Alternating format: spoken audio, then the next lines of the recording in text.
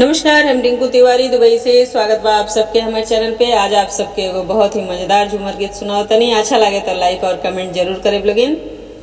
और अगर चैनल के सब्सक्राइब नहीं कैले तो कृपया आप सब चैनल के सब्सक्राइब करें कि जब भी हम गाना अपलोड करी तो सबसे पहले नोटिफिकेशन आप सबके मिले। कगवा बोले मोरे बड़रिया तनी उड़ाई दनन दो। कगवा बोले मोरे बड़रिया तनी उड़ाई दनन दो। कगवा बोले मोरे बड़रिया तनी उड़ाई दनन दो। चार महीनवा ननदो गरमी के दिनवा। चार महीनवा ननदो गरमी के दिनवा। के डोलाई ननदो के डोलाई ननदो। तोहरा भैया बिन बेनियावा के डोलाई ननदो। तोहरा भैया बिन बेनियावा के डोलाई ननदो।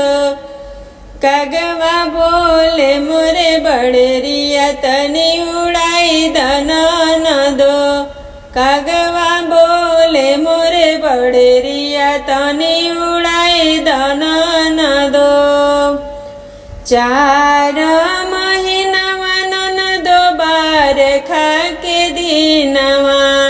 चार महीनवा ननदो बरखा के दिनवा। के छवाई ननदो के छवाई ननदो। तोहरा भैया बिनु बंगलवा के छवाई ननदो। तोहरा भैया बिनु बंगलवा के छवाई ननदो।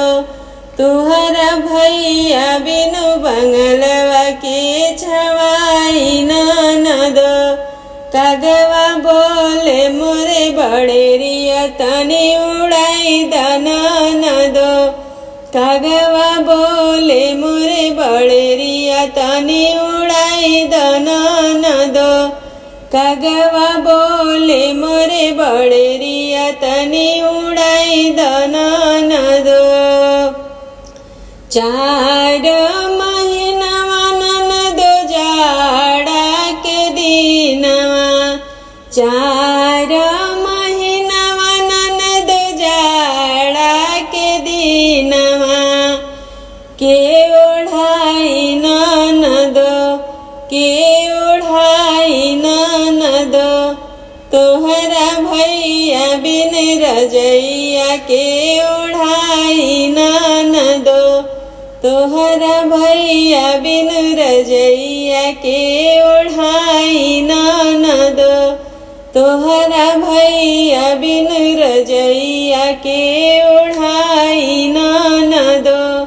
कागा बोले मोरे बड़रिया तनी उड़ाई दनन दो। कागा बोले मोरे बड़रिया तनी उड़ाई दनन दो। चार महीनवा ननदो गरमी के दिनवा। चार महीनवा ननदो जाड़ा के दिनवा। चार महीनवा ननदो बरखा के दिनवा। के छवाई ननदो के ओढ़ाई ननदो। के ओढ़ाई ननदो। तोहरा भैया बिनु रजैया के ओढ़ाई ननदो। तोहरा भैया बिनु बेनियावा के डोलाई ननदो। तोहरा भैया बिनु बंगलवा के छवाई